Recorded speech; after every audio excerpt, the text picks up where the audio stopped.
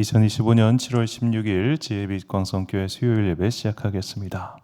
사랑과 은혜가 풍성하신 아버지 하나님, 그리스도 예수의 보혈로 우리의 신분과 상태가 바뀌었음을 믿습니다. 이 땅을 사는 동안 비록 완전하고 완벽할 수 없어도 조금이라도 더 하나님께서 기뻐하실 삶을 살아가는 하나님의 자녀가 되게 하옵소서. 우리를 죄에서 구원하신 예수님의 이름으로 기원하옵나이다. 아멘. 찬송가 253장 찬양하겠습니다.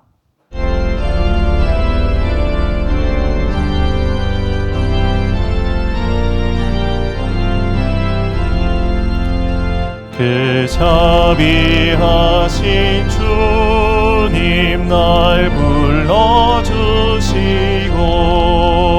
주 귀한 보혈 흘려 날 씻어주시니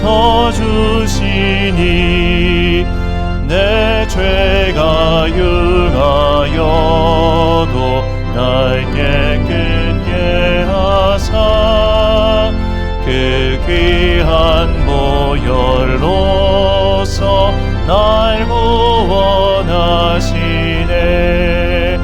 그 크신 주의 사랑 날 주께 이끌어 그 넓은 주의 마음 날 용서하시네. 그 크신 주의 은총 큰 기쁨 주시며 나 주의 영광 찬시 참여케 하시네. 주 성령 우리 마음을 주께로 이끄니 나 주의 은총 입고 주 찬양합니다. 주 성령 내게 오사 나 방황할 때에 하여 주사 실족해 마소서.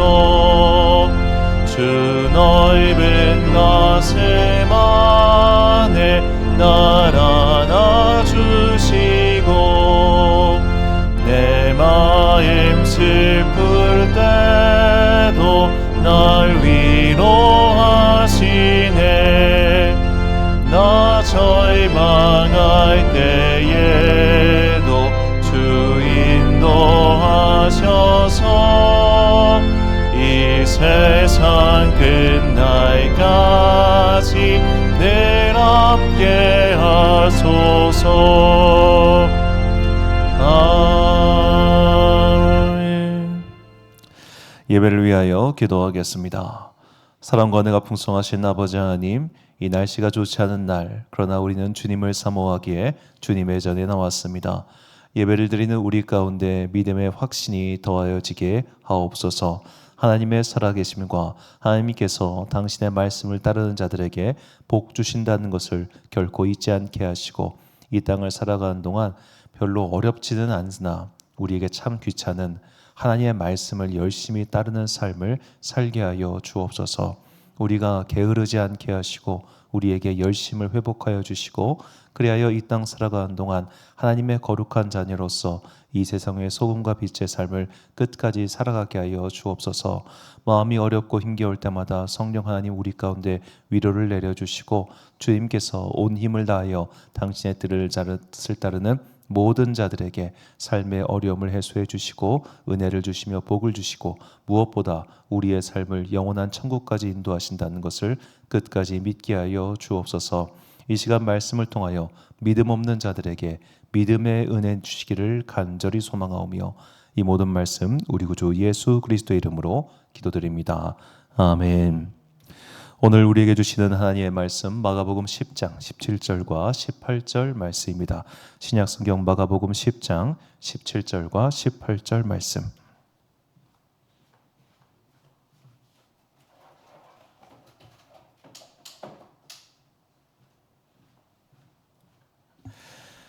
자, 우리 함께 한 목소리로 봉독하겠습니다. 시작. 예수께서 길에 나가실새 한 사람이 달려와서 꿇어앉아 묻자오되 선한 선생님이여 내가 무엇을 하여야 영생을 얻으리이까? 예수께서 이르시되 내가 어찌하여 나를 선하다 일컫느냐? 하나님 한 분 외에는 선한 이가 없느니라. 아멘. 선인이 아니라 의인이다 라는 제목으로 하나님의 말씀 선포하겠습니다. 우리가 불교에서 배울 수 있는 거 딱 하나가 있다면 인간의 모든 인생은 다 생로병사와 관련이 있다라는 이야기일 겁니다. 어제 이제 잠깐 병원을 다녀왔는데 이제 뭐 병원 가면은 항상 아픈 사람들이 많잖아요, 그렇죠? 근데 아픈 사람들도 아픈 사람들 딱 행색을 보면 대충 이분들이 경제적 상태를 알 수 있지 않습니까? 아픈 사람들은 가난해서 아픈 겁니다. 우리가 돈이 많으면 인생의 약 95%의 문제는 해결이 돼요. 예전에 이제 장애인 사역하시는 목사님한테 그런 걸 물어본 적이 있습니다. 전도사 시절이었는데 그때 이제 장애인 사역을 하다 보면 항상 그 장애 알을 둔 부모님들이 있잖아요. 그분들의 행색이 항상 좀 어려워요. 물어봤어요. 목사님 왜 장애라고 하는 아픔까지 가지고 있는데 가난까지 겪어야 됩니까? 물어보니까 그분이 그래요. 전도사님 순서가 바뀌었다고. 가난하니까 장애아를 낳는 거라고. 가난하니까 임신 상태에서 일을 해야 되고 임신 상태에서 충분한 영양이 오지 않은 상태에서 일을 계속하니까 장애아가 날 확률이 높아지는 거라고. 이건 돈의 문제라고. 자, 우리가 인생 살면서 대부분 많은 사실 90% 이상의 문제는 돈으로 해결이 가능합니다. 돈이 많으면 안 아파요. 아플 일이 어디 있어요. 즐겁고 행복하지. 정신도 건강하고 육체도 건강하고 아플 일이 없어요. 그런데 돈이 없으니까 아픈 거예요. 어제도 이제 안병동 앞에 있었는데 이 꼬마애가 요만한 애가 머리에 붕대를 칭칭 감고 있는 거예요. 걔도 뭔가 태어날 때부터 어떤 질병이 있었기 때문에 거기에 그러고 있겠죠. 자, 그렇다는 것은 또 이제 저도 이제 원래는 옛날에 그런 거 몰랐는데 나이가 먹고 하다 보니까 대충 사람이 입은 옷의 상태를 보면 그의 경제적 수준이 짐작이 가잖아요. 그렇죠? 어쩔 수 없이 딱 봐도 엄마가 어려워 보여요. 어려워 보여. 자, 우리가 태어나서 늙어서 병들어서 죽는다고 하는 이 생로병사의 과정을 겪을 때마다 우리는 인생이 인생 자체가 고통이구나라는 것을 깨닫게 됩니다. 자, 그런데 이런 인생 자체가 고통이라고 하는 것, 이 고통이 어디서 왔느냐? 바로 죄에서 왔다고 성경은 우리에게 분명히 이야기하고 있어요. 자, 이 죄라고 하는 한자어 속에 이제 참 철학적인 의미가 다 담겨 있는데 이제 요즘 우리가 쓰는 한자어로 죄라는 것은 그물망변에 아닐 비자를 씁니다. 그러니까 나는 아니올시다가 죄예요. 그런데 이 죄의 고어, 옛날 최초의 이 죄라고 하는 한자어는 스스로 자자의 고통 신자를 씁니다. 내가 고통 가운데 있는 상태가 죄입니다. 그리고 이 악이라고 하는 한자어는 미워할 오라고도 읽기도 하는데 무덤 아자의 마음 심자를 씁니다. 죽음과 미움이 가득한 상태, 그게 악입니다. 자, 고통, 죽음, 미움, 아니다, 기타 등등 이런 모든 것들이 죄와 악이에요. 이 죄와 악이 어디서부터 비롯되느냐? 인간의 선택에서부터 비롯됐다고 성경은 우리에게 분명히 이야기합니다. 창세기 3장 16절과 17절 그리고 로마서 5장 12절 말씀을 보면 또 여자에게 이르시되 내가 내게 임신하는 고통을 크게 더하리니 내가 수고하고 자식을 낳을 것이며 너는 남편을 원하고 남편은 너를 다스릴 것이니라 하시고 아담에게 이르시되 내가 내 아내의 말을 듣고 내가 내게 먹지 말라는 나무의 열매를 먹었은즉 땅은 너로 말미암아 저주를 받고 너는 내 평생에 수고하여야 그 소산을 먹으리라. 로마서 5장 12절 그러므로 한 사람으로 말미암아 죄가 세상에 들어오고 죄로 말미암아 사망이 들어왔나니 이와 같이 모든 사람이 죄를 지었으므로 사망이 모든 사람에게 이르렀느니라. 아멘. 자, 창세기 3장의 말씀을 보면 죄로 인해 뭐가 들어왔냐? 고통이 들어왔다고 들어오죠. 고통이. 그리고 로마서 5장 12절 보니까 죄로 인해 사망이 들어왔다고 들어옵니다.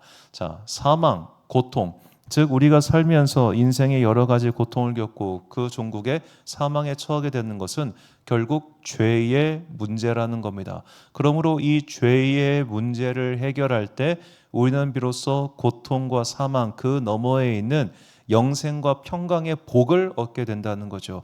예수 그리스도께서 우리에게 이 복을 주시기 위해 오셨다고 하는 것, 이것이 성경이 말하는 또 우리가 믿고 있는 그리스도교 구원의 진리입니다.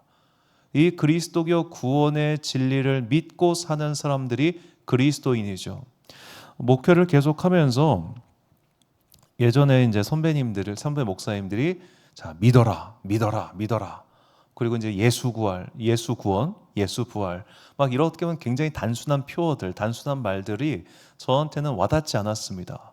왜 저렇게 좀 단순 무식하게 그런 말들만 반복하시는가 생각이 많이 했었는데 이제 연차가 차면서 왜 그분들이 그런 말씀을 계속 하셨는지 조금씩 이해가 가기 시작합니다.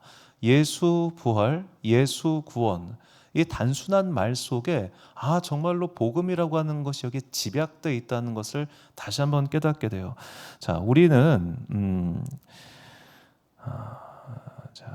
이 원리를 좀 기억을 해야 되는데 구약의 원리는 출애굽의 은혜로 출발을 합니다.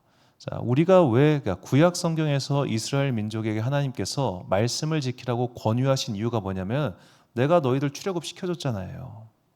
내가 너희들 출애굽 시켜줬잖아. 그러면 그 은혜를 기억하고 내가 너희에게 하는 말을 지켜. 그래서 출애굽을 상징하는 유월절이 이스라엘의 새해 설날인 겁니다. 연초에 이 출애굽의 은혜를 되새기고 이 말씀을 지키기로 한 해를 결단하고 살아가. 그러니까 계속해서 구약 성경은 이 출애굽의 원리 속에서 돌아가고 있어요. 이게 신약으로 넘어오는 겁니다. 이제 더 이상 신약에서는 유대인들만을 위한 복음이 아니기 때문에 십자가의 은혜가 온 인류에게 미치는 십자가의 은혜, 내가 이 온 인류에게 미칠 기쁨의 좋은 소식을 전하였으니 이 소식을 들은 너희들은 이제 말씀을 따르라라고 하는 겁니다. 그래서 구약은 이스라엘 민족 국한되어 있지만 신약부터는 이제 온 인류에게 미치는 예수 그리스도의 은혜에 대해서 우리가 이야기하고 있는 것이죠. 자, 이 온 인류에게 미치는 선한 소식이 선포되었기 때문에 이제 더 이상 너희들에게는 죄와 사망의 고통, 물론 우리가 이 땅을 살아가면서 고통을 겪게 될 것이지만 이 고통 이후에 있을 천국의 복과 영생이 예비되어 있으니 너희는 이 땅을 살아가면서 그 예비되어 있는 복을 바라보며 어떻게 살아라? 착하게 살아라요. 어떻게 살아라? 착하게 살아라. 너희가 착하기 때문에 착하게 살라는 이야기가 아니에요. 너희는 원래 못됐어. 너희는 원래 죄인이야. 너희는 원래 이 죄와 고통에서 벗어날 수가 없어. 그래서 서로 맨날 치고받고 싸우고 미워하고 이게 인간의 실존, 인간의 현재의 상태이지만 예수 그리스도의 구원의 은혜로 말미암아 거기서 바꿔줬으니까, 신분을 변화시켜줬으니까, 너희의 상태를 바꿔줬으니까 그 바뀐 상태에 맞게 살아가. 이게 성경이 우리에게 가르쳐주고 있는 바입니다. 그래서 우리는 착한 사람이 되었다고 말하지 않고 뭐가 되었다고 말하느냐? 의인이 되었다고 말하는 겁니다. 제가 이제 성경을 검색하면서 굉장히 재밌었던 게 뭐냐면, 자, 우리가 이제 악인의 반대말은 선한 사람이잖아요. 악인의 반대말은 선인. 그런데 성경은 악인의 반대말을 의인이라고 표현하고 있어요. 그래서 우리말 성경 검색을 해보면 이 선인과 악인이 묶여 있는 경우는 4번밖에 나오지 않고 의인과 악인은 78번이나 묶여 있습니다. 애당초에 선한 사람, 선인이라는 표현도 성경에 10번도 등장하지 않아요. 자, 우리는 선한 사람이 아닙니다. 우리는 못된 사람입니다. 자, 우리가 신분이 변했습니다. 의인으로. 그러면 우리가 마음속에서 나쁜 생각 안 합니까? 자, 우리는 의인으로 변화되었지만 여전히 입에서 걸레를 물고 살 겁니다. 좀 이따 기다려 가봐요. 아마 3시간 뒤부터 여러분들은 욕을 하기 시작할 겁니다. 자, 5시간 뒤부터 누군가를 미워하기 시작할 겁니다. 우리는 사실 세상 사람들과 똑같이 살아요. 똑같이 살아요. 예수를 믿던 예수를 믿지 않던 우리의 삶 속에 사실상 근본적인 행동의 차이는 없습니다. 똑같습니다. 그런데 뭐가 차이가 있느냐?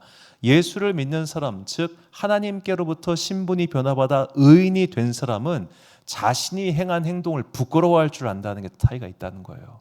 아, 내가 오늘 누군가를 많이 미워했구나. 내가 오늘 내 입에서 누군가를 저주하는 말이 참 많이 나왔구나. 주님, 나의 죄를 용서하여 주옵소서. 이렇게 기도를 하고 행동을 바꿔가는 사람이 의인이고 그리스도인이라면 세상 사람들, 하나님을 믿지 않는 사람들은 그러거나 말거나 해요.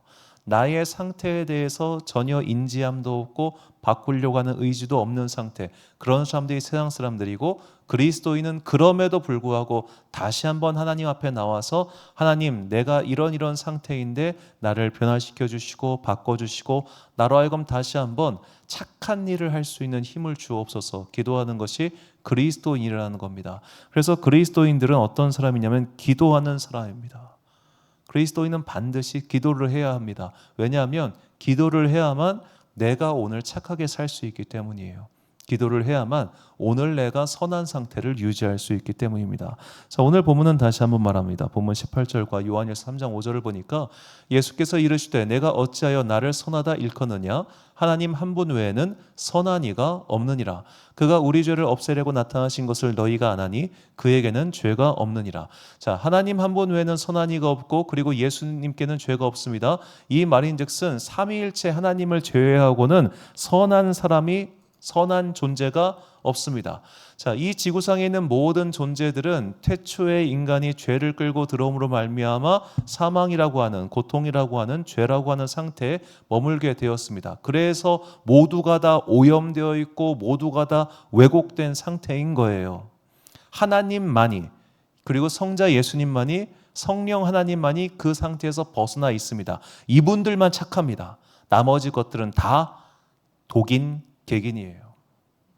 자, 우리는 화면에서 나오는 나쁜 사람들 보면은 막 욕을 합니다. 아우, 쟤 학폭했대.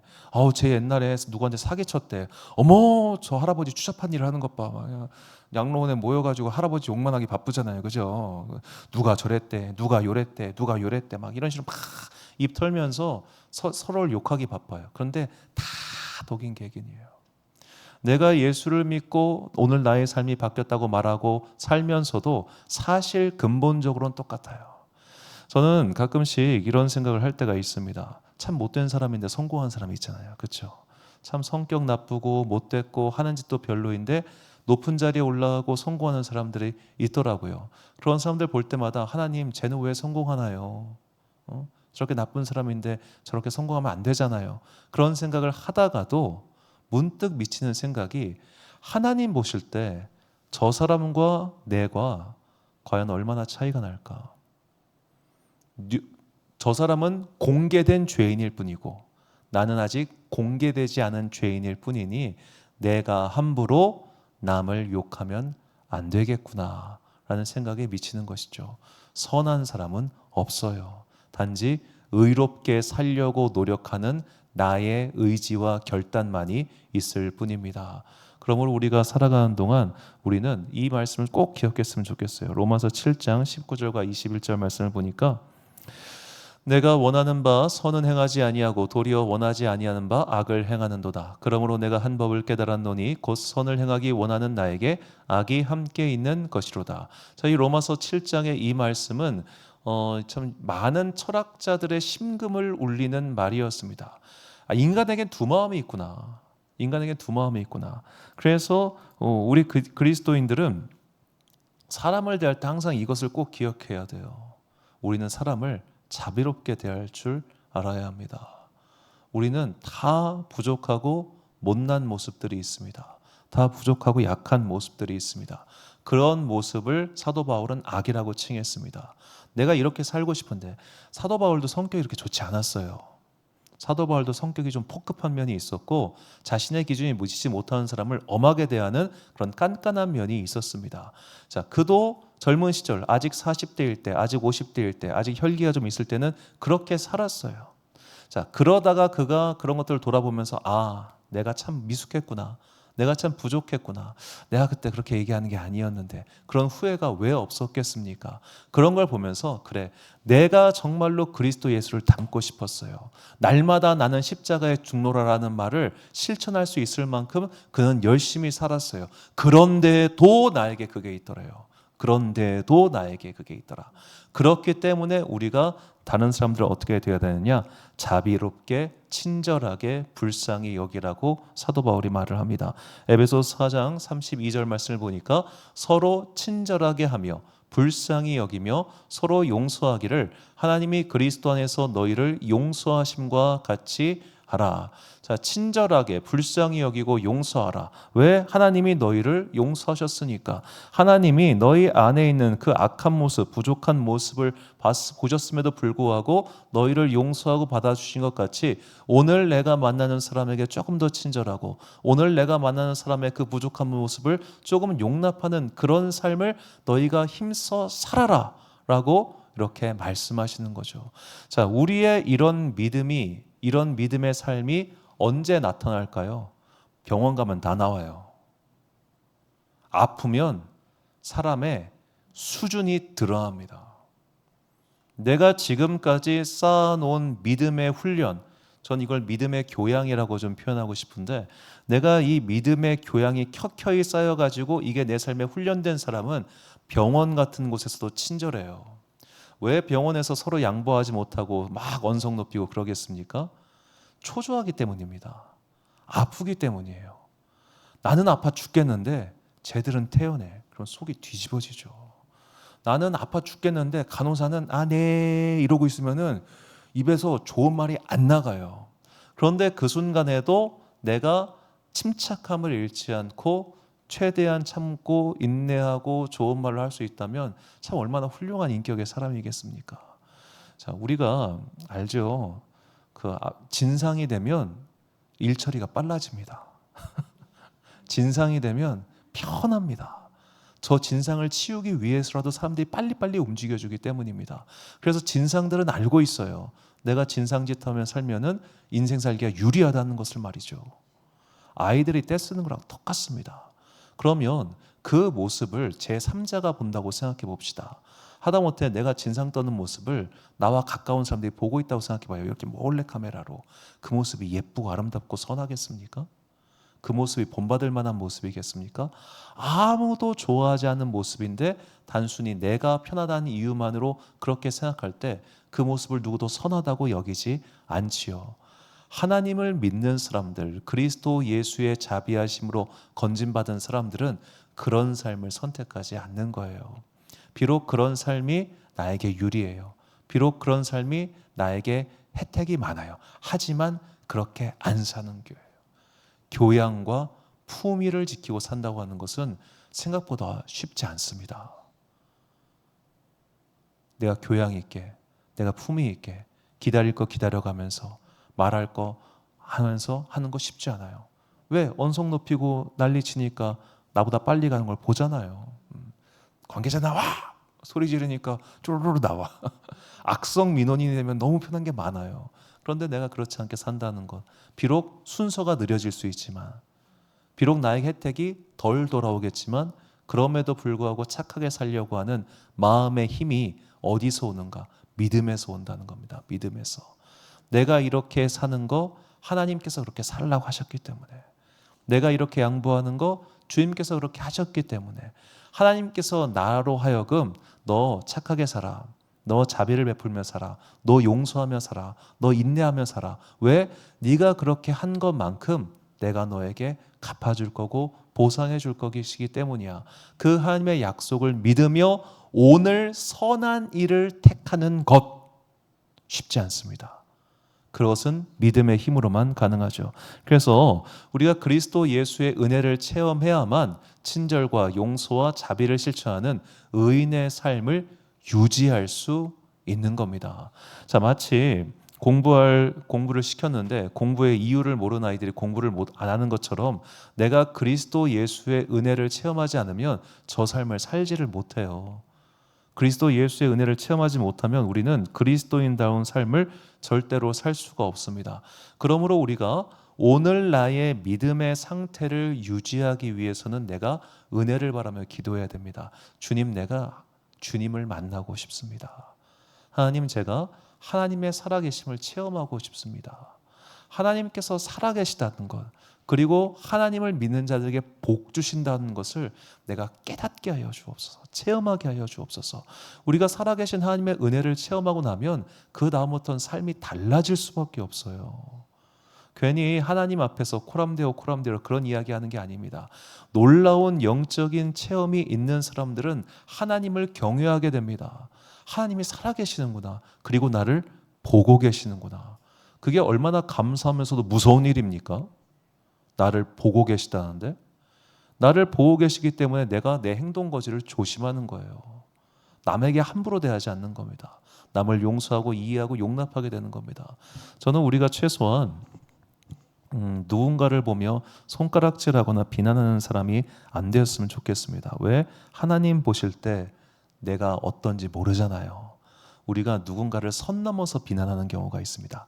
저 자식에게 돌을 던져라, 저것을 죽여라, 저것을 내려라, 아유 주님 저거 데려가 주세요. 이런 식으로 선 넘는 비난을 함부로 하지 마십시오. 자, 그렇게 선 넘는 비난은 결국에는 내가 아직 하나님의 은혜를 체험하지 못했다는 것을 보여주기 때문입니다.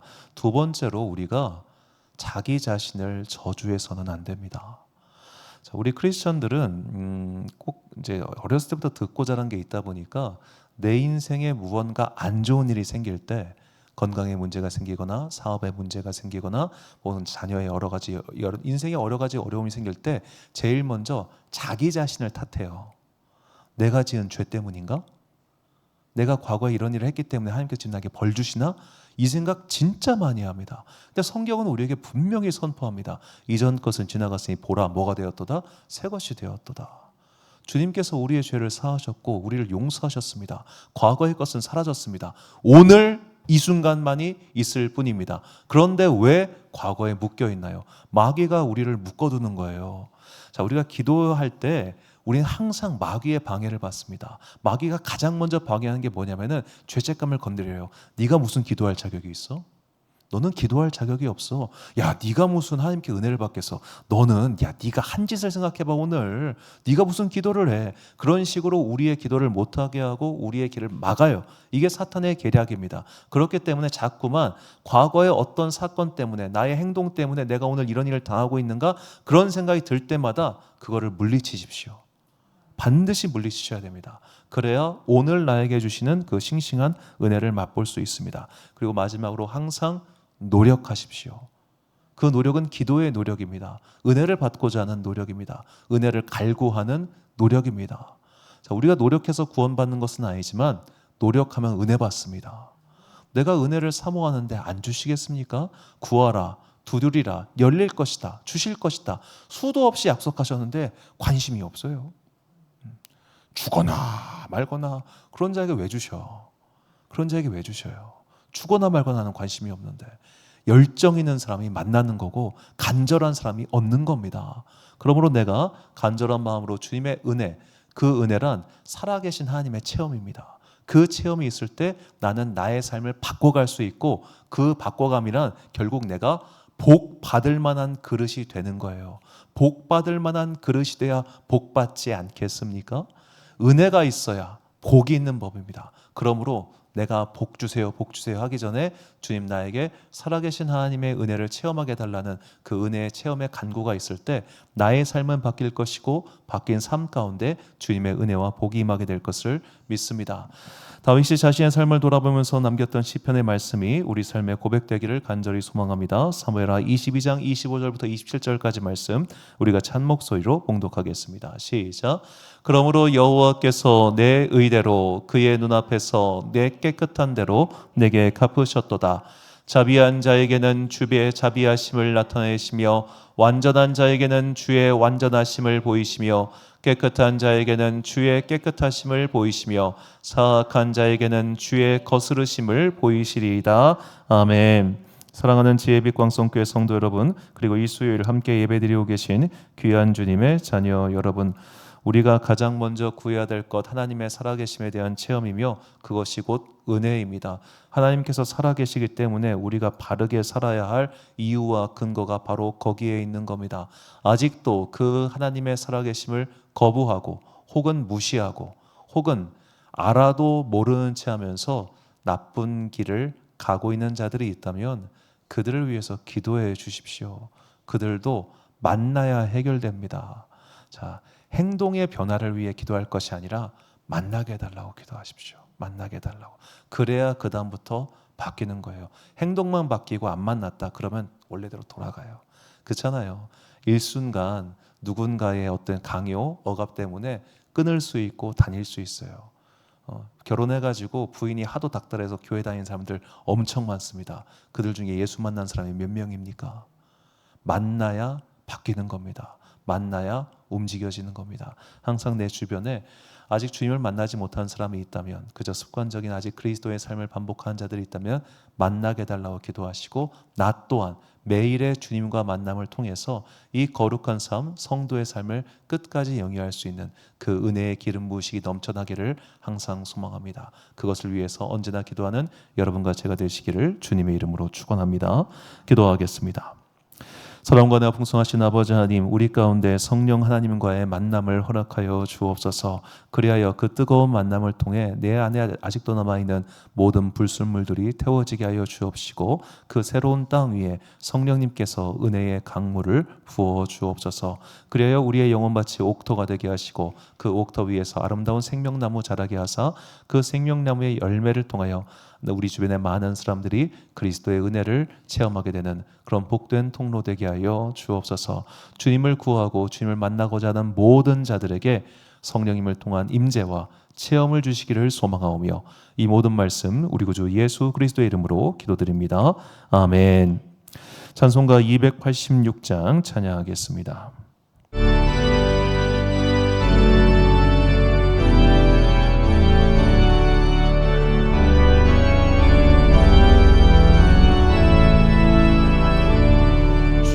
예수님 내 맘에 오사 나의 붙들어 주시고,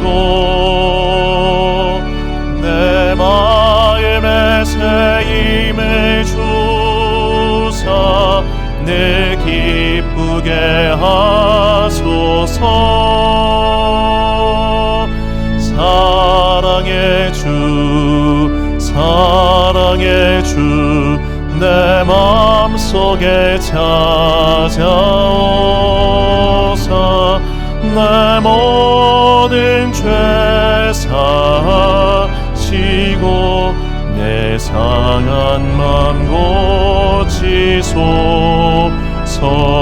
주 예수님 내 맘에 오사 내 소원 다하시고, 내 무거운 짐 맡아주사 참 평안을 주소서. 사랑의 주 내 맘속에 찾아오사 내 모든 죄 사시고 내 상한 맘 고치소서. 주님 내 맘에 오사 날 정결케 하시고, 그의 은혜를 내 맘에 채워 늘 충만케 하소서.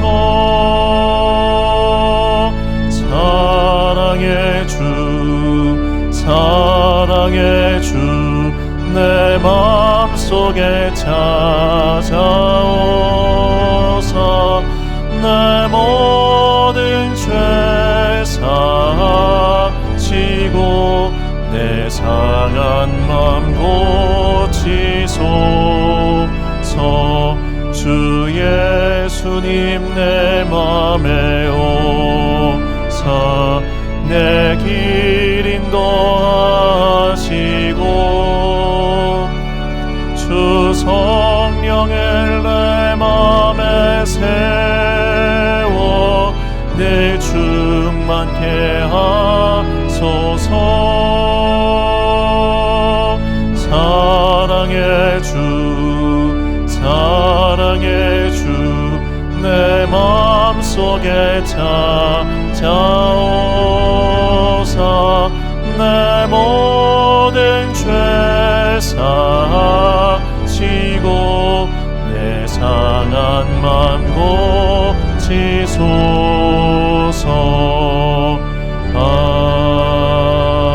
아멘. 주기도문으로 수요일 예배 마치겠습니다. 하늘에 계신 우리 아버지, 아버지의 이름을 거룩하게 하시며 아버지의 나라가 오게 하시며 아버지의 뜻이 하늘에서와 같이 땅에서도 이루어지게 하소서. 오늘 우리에게 일용할 양식을 주시고 우리가 우리에게 일용할 사람을 용서하여 준 것 같이 우리 죄를 용서하여 주시고 우리를 시험에 빠지지 않게 하시고 악에서 구하소서. 나라와 권능과 영광이 영원히 아버지의 것입니다.